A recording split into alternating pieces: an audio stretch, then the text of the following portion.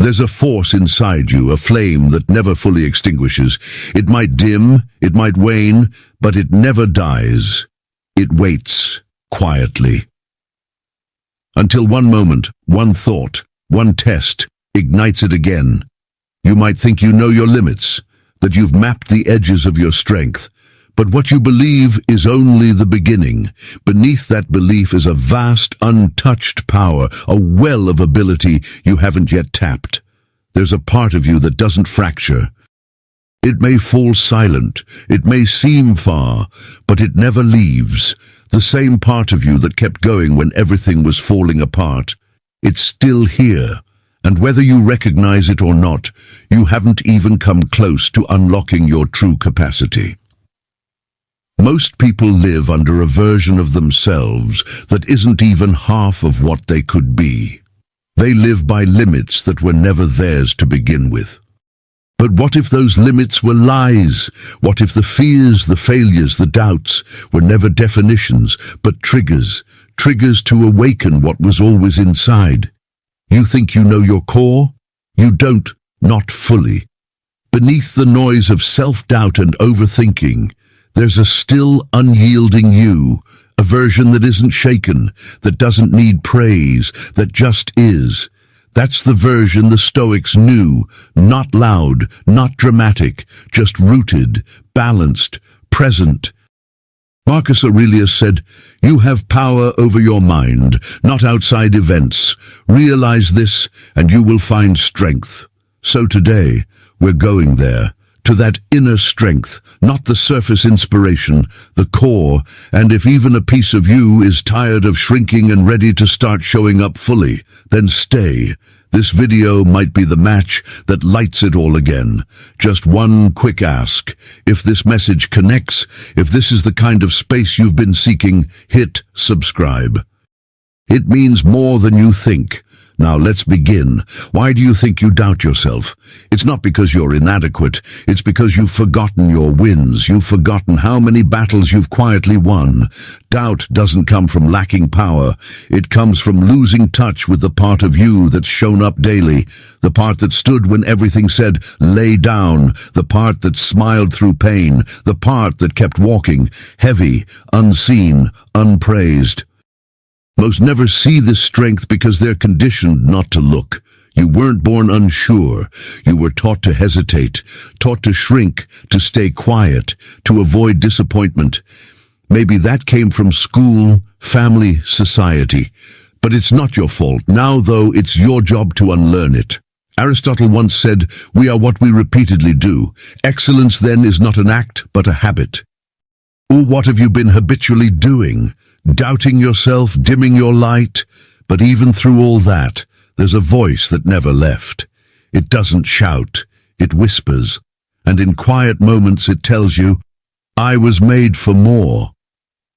Have you ever felt that rising in stillness, not as ego but as truth? If that voice survived all your fears and noise, then so did the power that carried you. You've endured moments where quitting was easier. You faced nights with storms in your chest and showed up anyway. That's not fragility, that's fire, that's fortitude. Carl Jung wrote, "I am not what happened to me, I am what I choose to become." You've been making choices, even in silence, and those choices are shaping your life. The issue isn't a lack of strength, it's a lack of recollection. You forgot your own proof. The days you pushed forward without recognition. The times you healed in silence. The hours you stood when the ground felt uncertain, that strength never vanished, you just stopped acknowledging it. Because this world teaches us to trust criticism over capability, to minimize success, to question praise, and over time, a whisper turns to a belief, I'm not enough, even when the facts say you are. Socrates said, the unexamined life is not worth living. But most suffering starts with an unexamined self. If you never take time to reflect on all that you've survived, how can you truly believe in what you can do next? There was a time you felt untouchable, not because life was easy, but because you were connected to a truth deeper than fear. Maybe you were just a kid, bold, unfiltered, unafraid. Or maybe there was one brief moment in struggle where something inside you stood still and strong. That wasn't pride, that was clarity, that was you, and that flame never went out. It just got buried, under opinions you never asked for, under judgments you didn't deserve, under failures you mistook for facts.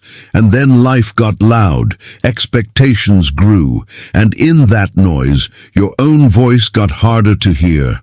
But make no mistake, you didn't lose your fire, you just stopped fueling it, and fire, real fire, the kind that lives in your bones, doesn't die from one defeat or even 1,000.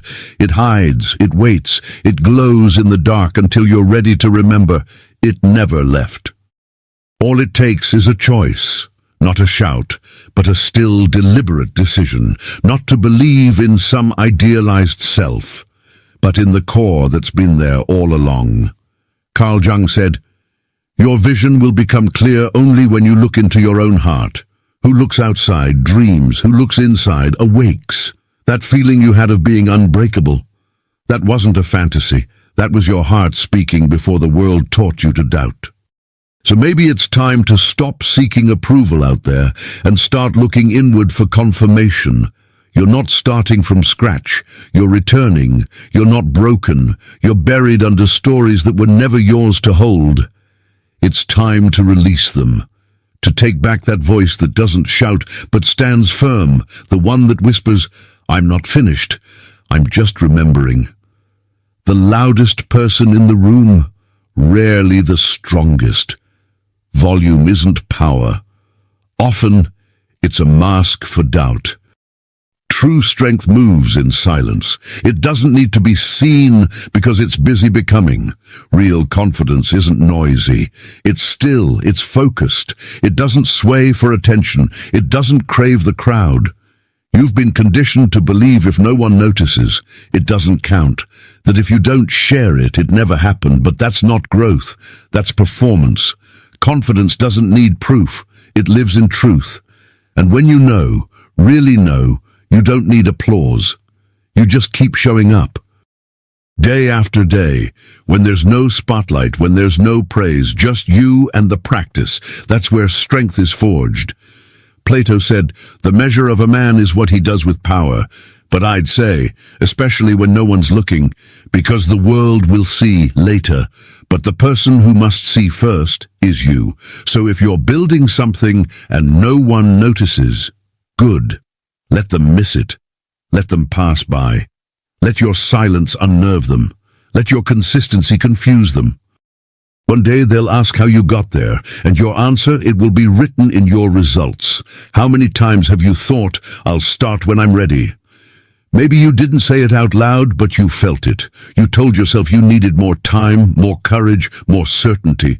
But readiness isn't something you receive, it's something you build. It doesn't knock on your door, it waits on the other side of action. You don't wait to feel ready before you begin. You begin and become ready in the process. Every person you look up to, every story that moved you, they started with uncertainty. They started scared, but they started. And that starting point, that's where transformation lives. As Aristotle said, we learn by doing, not by waiting, not by doubting, but by engaging, even with what scares us most. Fear is clever. It doesn't always show up loud. Sometimes it masquerades as reason. It whispers, be practical, wait, gather facts, get approval. Prepare more. But what if that's just fear, disguised in the language of logic? What if that hesitation isn't protecting you, it's paralyzing you? Because that future version of you, stronger, steadier, fulfilled, isn't waiting for perfection. It's calling out right now, from the place where you feel most unsure. So if you feel afraid, good. That means you're present. You're on the edge of something that matters. Discomfort isn't a warning, it's a signal. It means you're approaching transformation, standing at the threshold of who you were and who you'll become, and you don't become worthy before you step into it. You earn it through action. Real worthiness is shaped in the unknown, in the moments without guarantees. You don't find confidence first, you build it. You show up scared, unsure, unready, and in the showing up, you become. Every time you think, I can't, your body listens. Your nervous system doesn't challenge it, it obeys. It starts reacting as if that limit is truth. Tension builds, breath shortens, expectations shrink, and if you repeat it enough, it becomes a belief, a blueprint. Your mind follows it, no questions asked. That's how doubt works. Not with screams, but with subtle whispers. Maybe I'm not built for this. I've never been good at that. It's too late for me. It sounds familiar, even reasonable. But it's fear dressed up in logic, slipping into your mind, unchecked. But what if you stop treating your thoughts as truth? What if you question them, not out of panic, but with curiosity? Carl Jung said, until you make the unconscious conscious, it will direct your life, and you will call it fate. Most of us are being led by voices we never chose, handed down from teachers, parents, culture. They became our inner monologue before we even knew we could rewrite it. So next time your mind says, you're not enough, pause. Ask, whose voice is that? Is it yours, tired and worn, or someone else's echo from years past? Because the moment you trace the source, its power fades. You are not your thoughts. You are the one watching them, the observer, the editor. You can't control every thought, but you can decide which ones stay, which ones deserve a place. Your mind is sacred, like a home, and homes accumulate clutter, fear, doubt, shame. They stack up unseen, but you can clean. You can organize with intention, replace noise with peace, assumption with inquiry, judgment with compassion. Your strength begins the moment you stop being an echo and start being the author. Not the voice that just repeats, but the one that rewrites. You scroll, you watch, you see them thrive, succeeding, glowing, posting victory after victory, and slowly you start to shrink. Not physically, but internally. You compare their best moments to your lowest, their timeline to your struggle. And suddenly you feel behind in a race you never entered. But comparison isn't just a thief of joy. It robs you of presence, gratitude, and direction. And most of it, it's not even real. You're comparing your raw, complex life to their filtered highlights, your mess to their polished display. And the odds were never fair. The Stoics knew this. They taught that the good life had nothing to do with external status, only inner alignment. Epictetus warned, never tie your worth to what's outside your control, especially not other people's wins. He said, freedom is the only worthy goal, and it is found by letting go of what we cannot control. And yet, we trade our peace every time we use another person's progress as the measure of our own. But you're not late. You're on your path, with its own timing. You were never meant to match anyone else's schedule. Aristotle believed each soul had a unique purpose, a telos. Trying to copy someone else's journey is like asking a tree to bloom like a flower. It's not wrong, it's just not true to you. The only competition that matters is yesterday's version of you. Are you learning, growing, trying, even a little? Then you're not losing, you're evolving. And that kind of growth, slow, self-aware, real, is more powerful than any viral success. What you need right now isn't inspiration, it's memory, not a slogan, not a boost. Just a clear, quiet recollection of what you've already survived. If you really looked back, really saw it, you'd see how far you've come.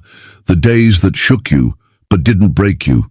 The nights you barely held on and still got up. Still showed up, when walking away would have been easier. That's your proof, not your title, not your followers. Your resume is built from resilience, and resilience isn't rare. It's a choice, repeated, to keep moving when nothing makes sense. To stand still when fear tells you to run, to whisper not yet, when everything says give up. That is where power is forged, in the silence, in the pressure, in the failures you rose from. Plato once said, "Courage is knowing what not to fear." But maybe true courage is feeling every fear and moving through it anyway. You're stronger than you realize, not because someone said so, but because you've lived strength in silence. Strength that wasn't seen, strength without recognition. The kind that showed up behind closed doors, in moments when you thought you wouldn't make it, but did. That's where confidence is born, not on stages, not in ovations, but in the choice to stand one more time after life has tried to break you. Real confidence isn't built in ease, it's earned in the dark. Your mind, it's both your battlefield and your haven. It can breed chaos or plant clarity. It's not just where thoughts pass through, it's where your future begins. And most of the time, it's not your circumstances that break you, it's how your mind interprets them. The fear, the distortion, the assumption. That's where the unraveling starts. Socrates said, "The unexamined life is not worth living." But what about the unexamined thought? The ones that whisper without your notice, "I'm not ready. They're better than me. This always happens to me." These passive sentences become habit, not because they're true, but because they're familiar. But you can guard the gate. You don't have to let every thought walk through uninvited. You can be the gatekeeper of your own mind, the one who decides what stays, what's questioned, and what gets rewritten. It starts in stillness, not complete silence, but awareness, a space between reaction and belief. Start auditing your beliefs, not to condemn, but to understand. Where did this come from? Who gave it to you? Is it truth, or is it old wiring? Carl Jung warned us. People will do anything, no matter how absurd, to avoid facing their own souls. But that is where liberation begins, in facing yourself. It's not glamorous, it's transformative. Start speaking to yourself with the same care you'd give someone you're responsible for. Journal, not to perform, but to perceive. Write what's real so you can move toward what's possible. Don't just consume, train. Train your mind to think, to notice, to challenge. Because a trained mind doesn't panic at every setback. It pauses. It doesn't absorb every opinion. It filters. It doesn't need control. It seeks perspective. It won't save you from every pain, but it will protect you from the ones you create yourself. You've been measuring your worth in outcomes, the job, the likes, the praise, hoping success would confirm your value, and when it didn't, you shrank. But outcomes, they're deceptive. They don't always reflect effort, timing, or truth. Sometimes they lie. And if you live by them, you'll ride an emotional roller coaster. Every win feels hollow, every loss feels final, and you stay trapped, chasing validation from things never designed to define you. The Stoics knew this. Long before social media, Marcus Aurelius measured his life not in praise or power, but in alignment with principle, virtue over vanity, integrity over impulse. They believed that true power was in the process, not the result. Epictetus said, "Don't seek for things to happen as you wish. Wish that they happen as they do, and you will find peace." That's not giving up. That's freedom. You are not your victories. You are not your failures. You are who you choose to be through both. The effort, not the echo. The intention, not the outcome. Detachment isn't coldness. It's not a lack of passion. It's the courage to care deeply without losing yourself in the result, to give your best without demanding a return. That's not detachment out of apathy. That's mastery. You can love, commit, and still be okay if it doesn't go your way. Because that strength isn't external. It's anchored deep within. You don't need to leap. That's the lie, that growth comes all at once, like a movie moment with music and light. But real life doesn't transform that way. It shifts in small, honest actions. You don't need the whole path, just the next step. the one that's right in front of you, the one that scares you. Real courage isn't always loud. It's often a whisper saying no when you'd rather people please. Writing a true sentence when self-doubt screams delete. Standing up, planting your feet and facing a day you wanted to run from. Plato said, the first and greatest victory is to conquer yourself. And that victory? It comes in small moments. In quiet decisions to stand in truth, even when fear feels louder. You don't build a new life all at once. You build it in small, strong choices, and each time you show up, just a little stronger than yesterday, something begins to shift.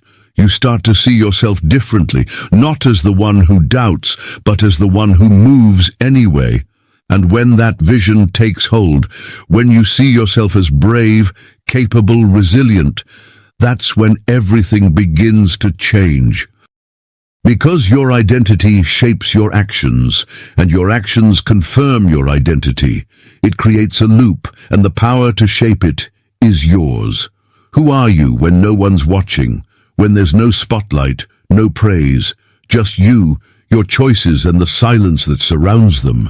That's where self-respect is forged, not in public displays, but in private moments, not when you're performing, but when you're simply living, choosing integrity in the quiet. It's easy to look strong when you know someone is watching. It's easy to speak with power when applause follows. But true transformation, that happens when you do the right thing knowing no one will ever know except you. When your actions align with your values, not for approval, but for honor. That inner knowing, that's your compass. Socrates said, the soul is dyed the color of its thoughts, but it's also dyed by your habits. The things you do repeatedly, when there's nothing to gain, that's what shapes your character. You don't build self-trust through grand declarations. You build it in consistency, in following through on private promises, because that's where unshakable self-respect is born. When you show up without an audience, your power shifts from performance to presence. You stop seeking approval. You stop proving. You simply are. And when that happens, even the loudest criticism starts to fade, powerless, temporary, unimportant. Stop shrinking yourself to fit spaces too small for your truth. Stop apologizing for your ambition, for wanting more, for reaching farther. Ambition isn't arrogance, it's clarity. It's the recognition that you're meant for something that matters. But somewhere along the way you were taught that reaching was wrong, that confidence was a threat. That was never about you. That was about their comfort. Real humility doesn't demand you dim your light. It asks you to be grounded in it. It doesn't mean hiding your strength. It means offering it with grace. Socrates said, to find yourself, think for yourself. And when you do, you'll see that humility isn't shrinking, it's standing, steady, unneeding of the spotlight. Courage isn't always loud. Sometimes it's quiet, standing in alignment, even when it's unpopular. You don't have to be loud to be strong, but you do have to stop pretending your voice doesn't matter. You weren't meant to fade. You were made to contribute, to build, to lead, to model integrity in a noisy world. And that doesn't mean shouting. It means staying grounded, acting with intention, living with dignity, speaking truth without needing to be heard. You don't need praise to be powerful. You don't need celebration to be significant. Your worth isn't measured by recognition. It's measured by how faithfully you show up for the things that matter. Fear is not your enemy. It never was. What holds you back is not the presence of fear, it's your unquestioned obedience to it. The way you let it guide your steps without ever asking where it's taking you. Fear thrives in silence, in the places you don't examine, in the stories you never challenge. So challenge them. Sit with your fear. Ask yourself, what am I actually afraid of? Is it failure? Is it being judged? Is it starting again and having to admit the last choice wasn't right? Most of our fears aren't dangerous. They're just uncomfortable. They're not life-threatening. They're ego-threatening, and that's exactly where your growth lives. Carl Jung said, "Where your fear is, there is your task." Fear isn't a stop sign. It's a spotlight. It illuminates the areas ruled by limitation, not freedom. If something scares and excites you at the same time, look closer. That's your potential calling. If everything feels easy, you're not growing. Growth requires courage, not comfort. So stop waiting to be fearless. Fearlessness isn't real. What's real is moving forward with fear beside you, not behind it, not under it, beside it. Let fear inform you, not control you. Discipline isn't deprivation, it's freedom. It's the quiet strength of structure. The power that comes from knowing you can trust yourself when the world feels unsteady. When things get chaotic, discipline is your rhythm. When you move your body when it feels hard. When you choose consistency over comfort.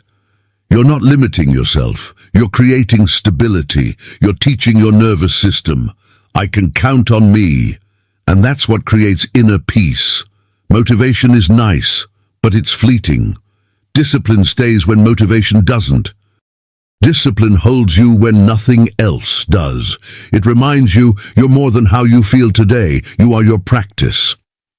Aristotle said, "We are what we repeatedly do." Excellence, then, is not an act, but a habit. Make your habits sacred, not perfect, but intentional. Let them anchor you, because when everything feels unclear, your routines will remind you, "I know who I am, I show up for me." And that, more than any outcome, is the essence of discipline. It's self-respect in action. You've waited too long for ready. You've waited for a signal that's never coming. Ready isn't a feeling, it's a decision, and you decide by stepping forward, even when it's hard. You're already becoming, not in grand moments, but in the quiet ones, choosing integrity over comfort, effort over excuse, truth over approval. Those decisions, the ones no one claps for, they're building you. The you that you admire isn't a stranger. They're already inside you, waiting to be unlocked. Carl Jung said, "The privilege of a lifetime is to become who you truly are. You don't need to become someone else. You need to return to who you are. And that version is closer than you think. One choice away, one step closer, and when you stop running from it, when you finally own that you're already becoming, everything shifts, not because the world changed, but because you did. You stop asking for permission, you start moving with purpose, and once that begins, there's no turning back. You aren't behind, you aren't broken, you are in the middle of becoming. And though the world may never see it, your future self will thank you. Keep going. The quiet strength you're building right now will echo louder than any words. And if this spoke to something deep in you, there's another video on the screen right now. Let it be your next step. Thank you for being here, for being part of Stoic Journal. This space isn't about perfection. It's about progress, purpose, and quiet power.